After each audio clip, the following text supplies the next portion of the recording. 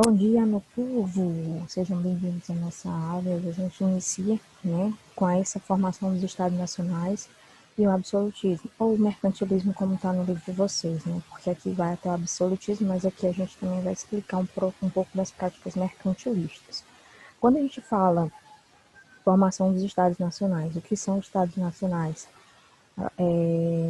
A formação desses estados nacionais, eles ocorrem quando as monarquias absolutistas vão passar por uma reestruturação. Elas vão deixar de ser absolutistas e elas vão passar a, por exemplo, ter três poderes, né? O executivo, o legislativo e o judiciário. Então, quando a gente trata na história de formação dos estados nacionais, significa dizer que as monarquias passam a perder o poder central, deixam de ser absolutistas e a maior parte dessas monarquias passam a ser monarquias parlamentaristas, principalmente quando ocorrem as transformações da monarquia inglesa. Vocês vão estudar a monarquia inglesa, vão estudar outros modelos de monarquia que antes eram absolutistas, mas depois, na formação dos Estados Nacionais, elas se recompõem, principalmente porque a população já não aceitava mais esse modelo absolutista. Que é esse modelo absolutista, né?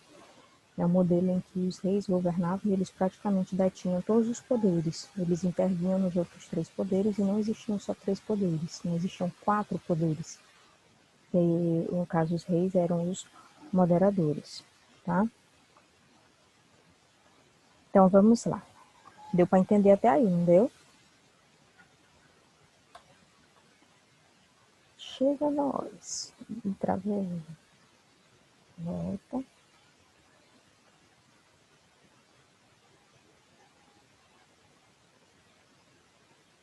Alguma dúvida até aí? Gente, em falar de estados nacionais, é necessário que vocês entendam esse processo até que ocorra essa formação desses estados, até que ocorra essa transformação realmente desses estados.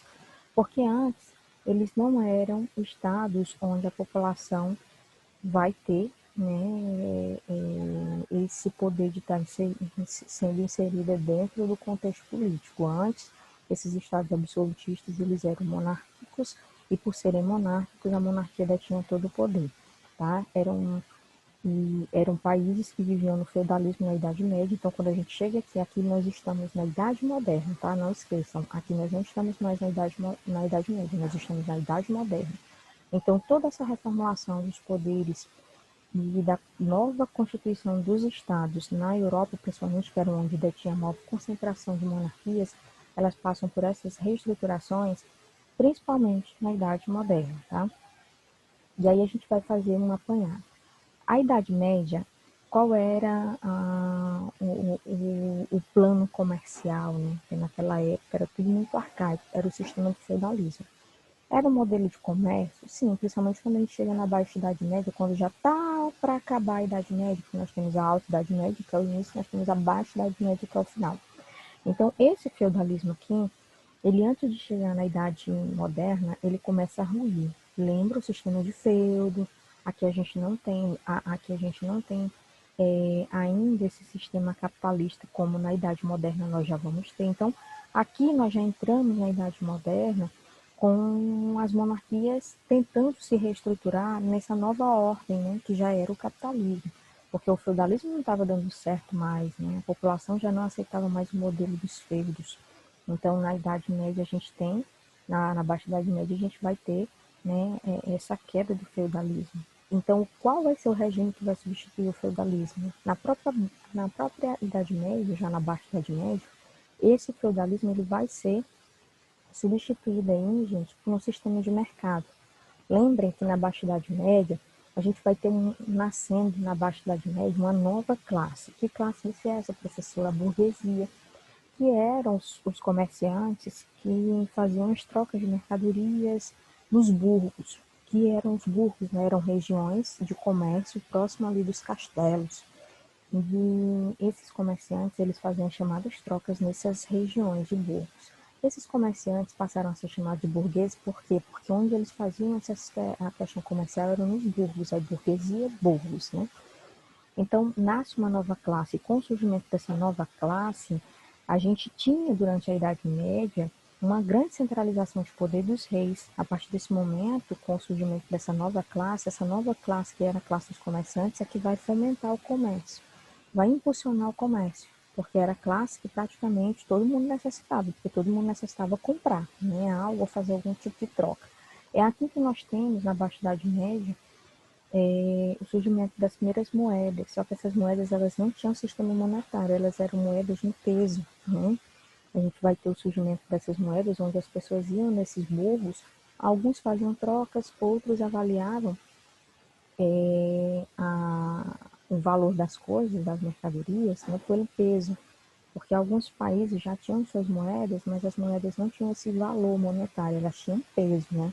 Então, vamos supor que num país, um determinado produto valesse 3 gramas de prata, e aí quando esse produto fosse ser vendido para um outro país em que a moeda fosse menos pesada, poderia valer 6 moedas de prata. Você está entendendo que era um peso, tinha que se pesar as moedas. Então, isso era que dizia a moeda mais pesada era a moeda que tinha mais valor e a moeda mais leve era a que tinha menos valor. Então, eles avaliavam o sistema de mercado não era pelo valor monetário, era pelo peso das moedas. E aqui já começa o início do capitalismo.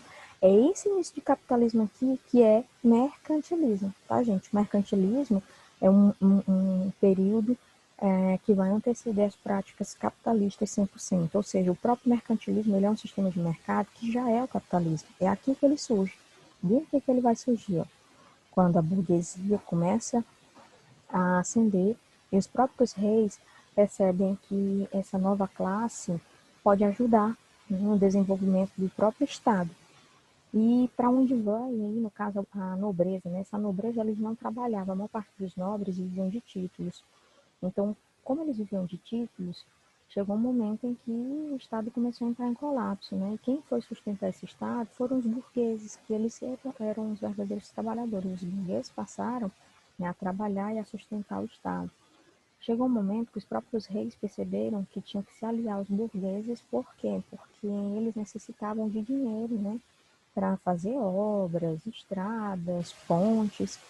E de onde eles iam tirar esse dinheiro, né? Aí começaram a pedir, os reis começaram a ter incentivos dos primeiros financiadores, né? No caso, os primeiros banqueiros.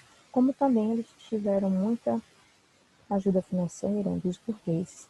Aí nós vamos ter o rei com essa necessidade de tentar manter toda essa nobreza que muitas vezes não trabalhava, que dependia muito dos privilégios que o próprio rei dava para eles, e teria que o rei tentava ali, né, satisfazer os interesses dessa nobreza e ao mesmo tempo os interesses dos burgueses. Por quê, professora, que o rei tentava manter os interesses dos burgueses? Porque os burgueses sustentavam, tá, gente? Os burgueses sustentavam também essa monarquia. E aí nós vamos ter, durante a Baixa Idade Média, uma centralização do poder. Quando a gente tem essa centralização do poder, eu estou dizendo que o rei é absoluto. A gente está falando do absolutismo monárquico, onde o rei centralizava praticamente tudo nele. Até que na Idade Moderna a gente vai passar por uma nova conjuntura de Estado, uma nova formação de Estado, porque a população não vai mais aceitar aquela estrutura onde o rei é que manda e todo mundo tem que obedecer, tá? O rei centralizava praticamente tudo e ainda recebia recursos da burguesia, porque a burguesia ajudava, né, a manter o reino. Além disso, para não perder aquele status de centralizador, de seu absoluto, eles ainda tentaram ficar com os nobres ali do lado, lembrando que os nobres não sustentavam, tá? A monarquia era a monarquia que sustentava os nobres pouco trabalhavam. Então, assim, essa burguesia e a nobreza vão fazer parte desse momento da história, que vai dar início à chamada formação dessa nova estrutura de Estado. A burguesia, lembra, apoiavam os reis, visando a unificação de leis das próprias moedas, porque na visão deles, alguns países saíam ganhando na questão das moedas, porque se um país já tivesse moeda mais pesada, significava dizer que aquele país, a moeda era mais forte. Então eles buscavam a unificação das leis, porque também as leis dos países eram diferentes, a unificação também das moedas, a estrutura dos pesos e medidas, né, e além de uma unificação, principalmente na Europa, dos impostos. Gente, aqui inicia o sistema de mercado, aqui é o mercantilismo. O que é o mercantilismo? uma estrutura de mercado que visa, né, tratar de acordos comerciais entre países. E que países são esses? A gente está falando de países europeus. Isso aqui já é o início do capitalismo. É o mercantilismo que dá início ao mercado, a uma ideia de comércio e ideias de moedas únicas. Aqui é como se a gente estivesse falando hoje dos chamados blocos comerciais, tá? E quem era essa nobreza? A nobreza era aquele povo que não trabalhava muitas vezes, apoiavam o rei só para se proteger, para manter os seus próprios privilégios e as suas terras, porque a grande parte da nobreza tinha terras e mantinha essas terras produtivas, mas não eram pessoas que trabalhavam como os próprios burgueses que trabalhavam muito, né? E aí a gente tem as bases, né? Quais são as bases desse Estado moderno, né? O Estado moderno, que é o Estado da Idade Moderna, como é que vai se organizar, né? Antes, na Idade Média, na Baixa Idade Média, a gente tem o poder absolutista, que é o poder monárquico, onde o rei, ele manda em tudo, tá? Ele centraliza tudo nele. Aqui, né, no Estado moderno, nós vamos ter o Estado, que vai funcionar simplesmente como um órgão político que vai administrar a cidade, ou seja, vai administrar cidade e Estado, pronto.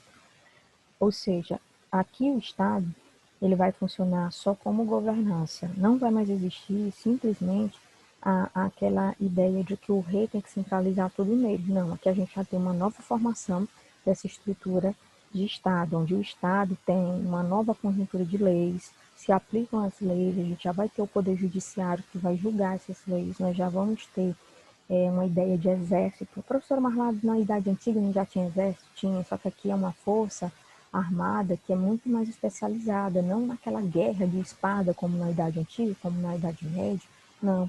Aqui a gente já tem aqueles chamados sistemas de defesa, os estados modernos, quando a gente fala Estado moderno, são países, tá, gente? Países modernos. A estrutura de Estado é porque cada país tem seu modelo governamental, tá?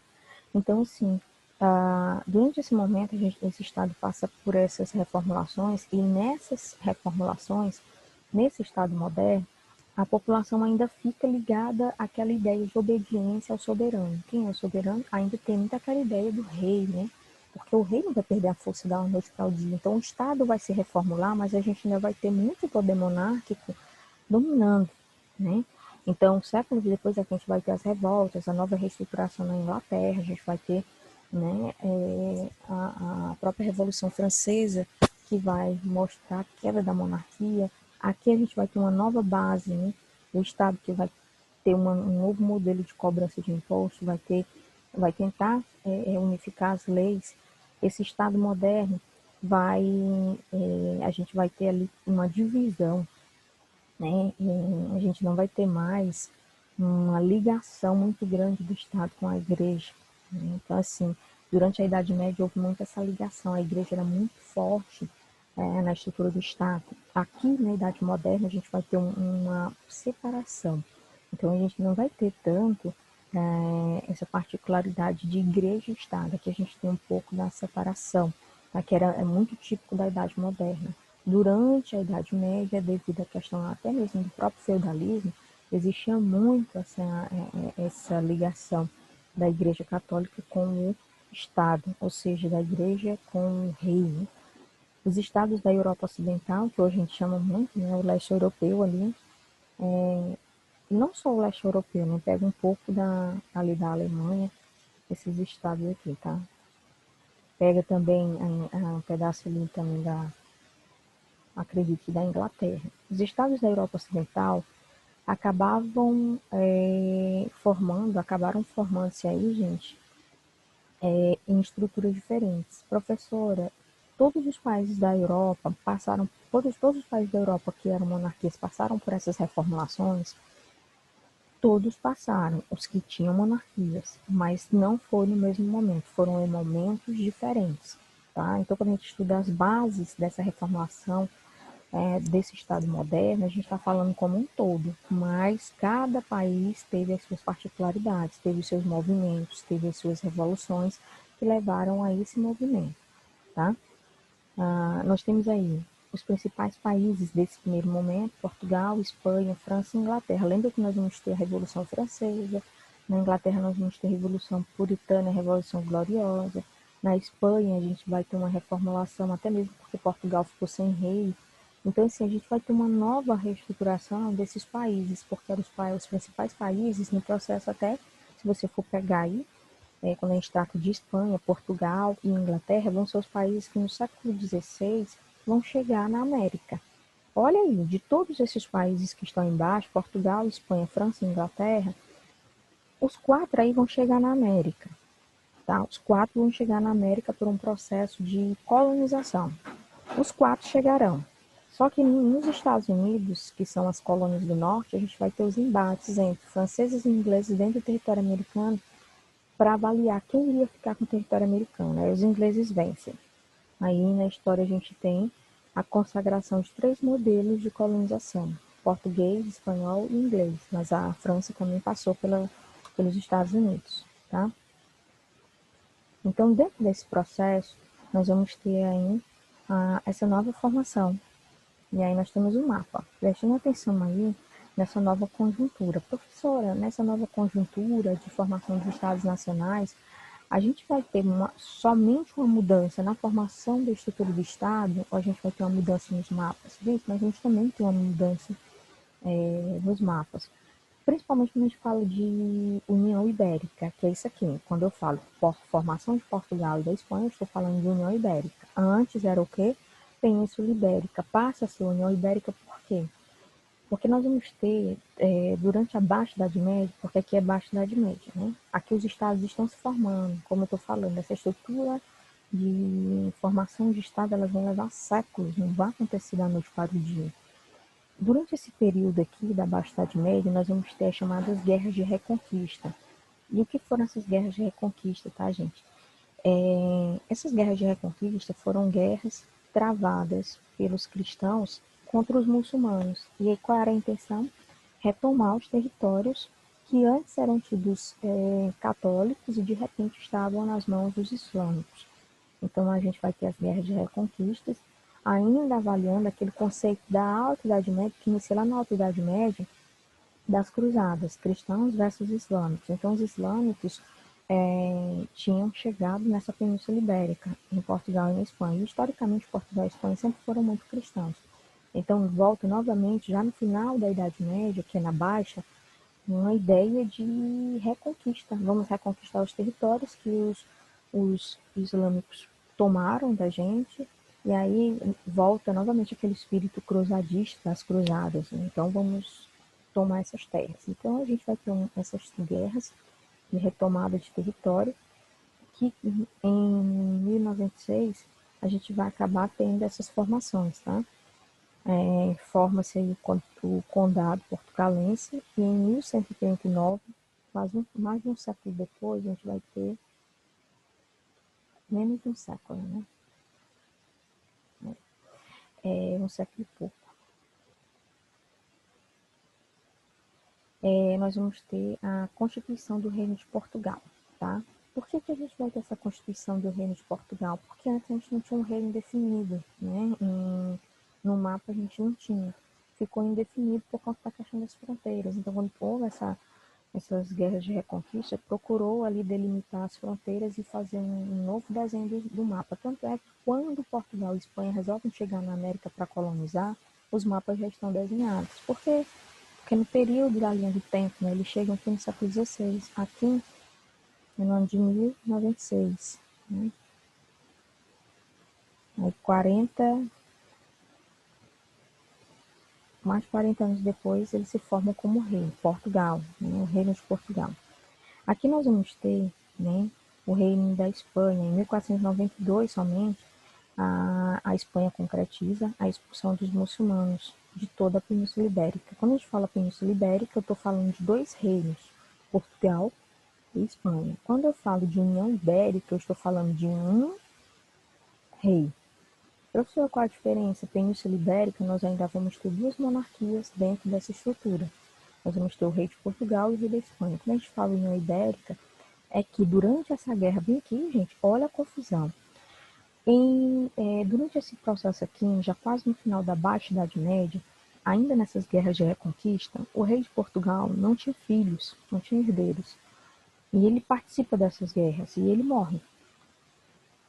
E como não tinha herdeiro, Portugal fica sem rei.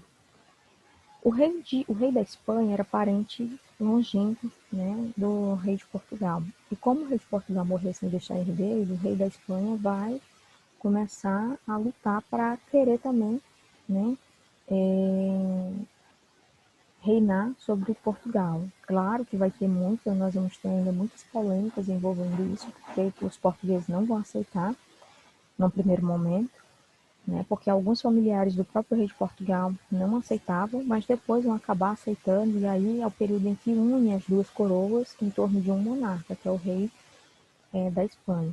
Por isso o Brasil passa um bom tempo num período só pré-colonial.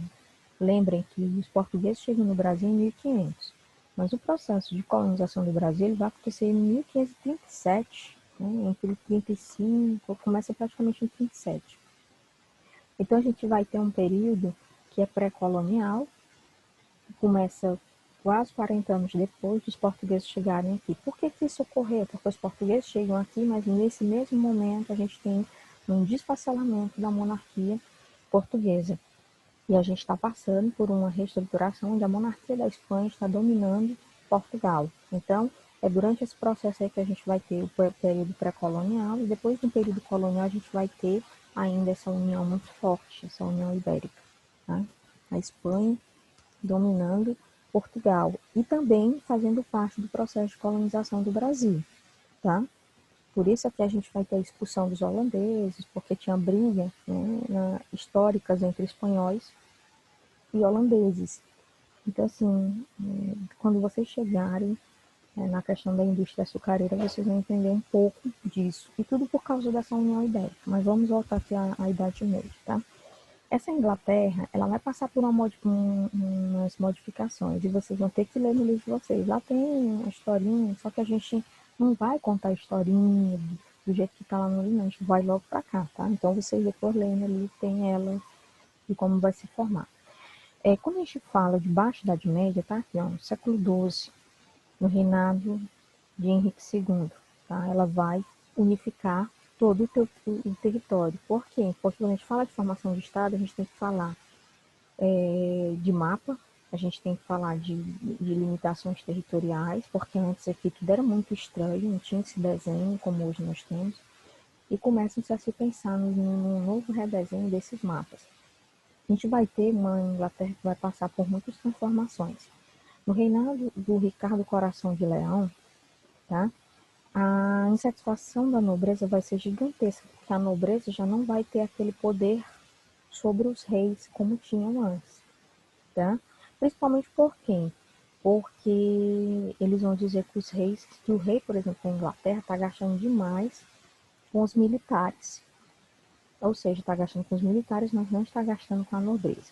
Então, essa nobreza vai impor ao rei essa chamada carta aqui, que é como se fosse igual um código de lei, tá, gente? Em 1215, que vai ser aqui para o sucessor do Ricardo Coração de Leão, que é o João Sem Terra. Por que o nome dele é João Sem Terra? Porque ele vai também participar de várias guerras, né, para a expansão do território, e nessas guerras ele vai perder muitas, né? Então, quanto mais ele perdia a guerra, mais a Inglaterra ficava com o território menor. Então, o apelido dele João Sem Terra, porque ele perdia as terras, né, nas disputas. E isso vai limitar bastante, com essa carta magna aqui, o poder do rei. Então, ele vai diminuir o poder que ele já tinha. E o prestígio também, porque como ele perdia muitas batalhas, né, ele perde um pouco do prestígio que essa monarquia inglesa tinha. No século XIII, a gente vai ter, devido muitas confusões que vão acontecer dentro da Inglaterra, nós vamos inserir o parlamento inglês, né? É aí que a gente tem inserido dentro da Inglaterra uma nova estrutura de monarquia, ou seja, nós vamos ter o parlamento inglês, onde o rei não vai mais governar sozinho. Nós vamos ter uma reestruturação nessa estrutura de Estado da Inglaterra. O rei não vai governar sozinho, né? A gente vai ter o parlamento. E quando esse parlamento ele inicia, nós vamos ter duas constituições, né? Ou seja, vai ser constituído por duas forças, né? Ou duas instâncias, que é a Câmara dos Lordes e a Câmara dos Comuns. Essa Câmara dos Lordes era formada pela galera que ganhava muito, né? Vamos dizer assim, a galera que tinha muito prestígio. E a Câmara dos Comuns era a galera mesmo comum. A Câmara dos Lordes aí era um alto clero, que estava no topo da pirâmide, alta burguesia, alta nobreza, desculpa, e a galera ali que era muito voltada ao rei. A Câmara dos Comuns era diferente. A Câmara dos Comuns era a galera que era excluída ali, né? Os indivíduos da baixa nobreza. E quem era essa baixa nobreza aí, gente? Era gentry, professora. Então, aquela nobreza do início na Inglaterra, ela já não tem tanta força. Ela já passou por duas divisões. Essa nobreza, nós já vamos ter os nobres, que são considerados alta nobreza, nós vamos ter a baixa nobreza, que vai ser a gentry, que são aqueles que não vão ter mais aquela quantidade muito grande de terras, vão ter só uma pequena quantidade de terras, e aí vão ser excluídos dentro da própria nobreza. Então, nós vamos ter, a partir desse momento, a alta nobreza e a gentry, que é como se fosse a baixa nobreza, tá? Que vão ter que ser eleitos para participar dessa Câmara dos Comuns de acordo com o que eles declaravam, como se fosse o imposto de renda.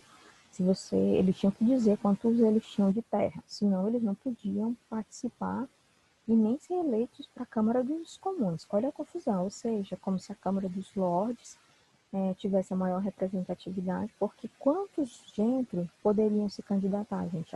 Porque era tudo através do voto censitário, né?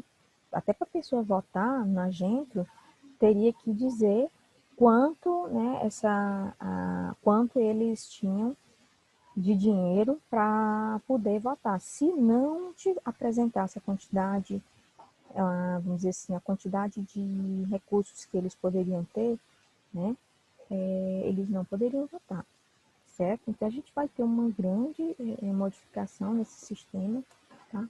E esse sistema aí veio, por exemplo, até o nosso sistema republicano, tá? É um sistema onde a gente vai ter também no Brasil a questão do voto censitário, tá? Aí nós vamos ter a unificação da França. Essa França que antes tinha muitas divisões dentro do próprio território, ela passa a unificar o território. Quando ela passa a unificar o território, a gente passa também a perceber um novo mapa da França. E como isso vai acontecer? Através de guerra, gente. Olha o problema, né? Gente, a França sempre foi inimiga histórica da Inglaterra. Lembra que nós vamos ter na história um momento na Baixa Idade Média, onde nós vamos ter uma guerra que é chamada Guerra dos 100 Anos. Essa Guerra dos 100 Anos, de fato, ela não durou 100 anos, ela durou 117, 116 anos. Entre idas e vindas, entre ações e estabilizações, períodos de guerra, períodos de não guerra, a gente vai ter 116 anos. Então, assim, ela acaba sendo de 100 anos por conta das pausas que ocorreram nessa guerra, de 1337 a 1453. Então, nós vamos ter aí, gente, a França versus a Inglaterra. Minha gente, a França sempre teve aquela ideia de um dia poder vencer a Inglaterra, porque a Inglaterra era a temida, todo mundo tinha medo da Inglaterra. Então, a França queria, sim, ter a possibilidade de vencer essa Inglaterra e tomar o domínio que a Inglaterra tinha no comércio, que a Inglaterra era muito forte no comércio. Mas para vencer, gente, essa Inglaterra que era a confusão, tá? Para que a França conseguisse algumas vitórias, era necessário voltar novamente aquela grande amizade que tinha com os nobres, porque os nobres eram os grandes cavaleiros. Lembra a questão da cavalaria? Nos países europeus era muito comum as pessoas ricas fazerem parte da cavalaria. Os pobres dificilmente conseguiam ser cavaleiros. Então, ela fez pacto aí com a nobreza para fazer um grande exército que pudesse guerrilhar contra a Inglaterra, que era muito temida nos mares, era a senhora dos mares, não só na questão da arte da navegação e do comércio, mas também no militarismo no mar. Todo mundo tinha medo, tá? É tão tal que Napoleão Bonaparte, muitos séculos depois, Napoleão Bonaparte tenta dominar essa Inglaterra e no mar ele não consegue vencer, tá, gente? E olha que Napoleão Bonaparte transformou a França no Império Francês. Mas perdia todas as batalhas que ia com a Inglaterra no mar, perdia. Tá? Então a gente vai ter uma maior unificação da França, mas por um projeto de poder para tentar vencer a Inglaterra. Olha como funcionava, gente, o absolutismo, né, nessa época aí.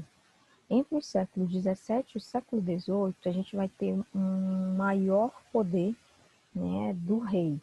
Então, quando a gente tem o maior poder do rei, professora, mas não houve formação, não tá, o Estado não está passando por reformulação? Tá, mas o rei ainda existe. O rei não caiu. A primeira monarquia que vai cair, gente, é a francesa, com a Revolução Francesa.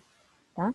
Então, o rei ainda tem muito poder. Ele ainda tem muito aquela ideia de ser o absoluto, de ser o responsável por tudo que ocorre dentro do território. E quando eu falo absolutismo, tá aí, tá? Todas as características de um rei absolutista. Depois vocês podem até pegar a gravação da aula, que depois eu vou botar na plataforma, e vocês podem fazer, né? Desenhar do jeito que tá aí, até no caderno, para ajudar nos estudos de vocês, para vocês entenderem que é um rei ser absoluto. Controlava o comércio, era o responsável por formar exército forte, era responsável por estar alinhado ali com as elites, principalmente com a nobreza, controlava os meios de produção que iriam ser produzidos para depois ser comercializados, o próprio rei era responsável pela cobrança de impostos, então o Estado estava na mão do rei, ele também fazia as próprias leis. Então estava tudo assim muito centralizado no rei. E a partir desse momento é que a população já percebe que está na hora de mudar, está na hora de se pensar numa nova formação, mas uma nova mesmo, não mais só naquele novo formato dos estados nacionais, mas uma reformulação no modelo administrativo desse estado, tá? Gente, alguém tem alguma dúvida até aqui? Não. Não, né? A Yasmin chegou depois. Agora vocês vão pegar o livro de vocês, tá? E já vão anotar bem a agenda, a gente vai ficar só até aqui, tá? Vocês peguem, que é o capítulo 9, viu, Yasmin? Aí vocês vão ler o início aí do capítulo, tá? Que é um pouco sobre o Estado absolutista e o mercantilismo. Vocês vão ler até da página 1 até a página 9. Não se preocupe não, que a gente ainda vai entrar, depois daqui a gente entra nos teóricos, é porque em uma aula não dá, tá? E quem puder já pode ir fazendo aí a página 11 e 12, viu? 11 e 12 das atividades. Esses teóricos, não se preocupe não, que a gente vai ver nas aulas seguintes, viu? Página 11 e 12, vocês vão fazer as atividades. Professora, Oi, adiciona a tarefa na plataforma. vou adicionar. Vou adicionar, é porque eu tenho aulas seguidas, sabe? E se eu não falar logo aqui, corre risco de eu só botar a agenda. E corre não, eu só vou botar a agenda depois eu der todas essas aulas, a manhã inteira da aula ao vivo, viu? Aí do mais, vocês já estão sabendo, por isso que eu estou falando logo de agora. Fazer a página 11 e 12 do livro, viu? Do mais, a gente fica por aqui. Bom dia, meu povo. Bom dia para todo mundo. Tchau. Tá. Tchau.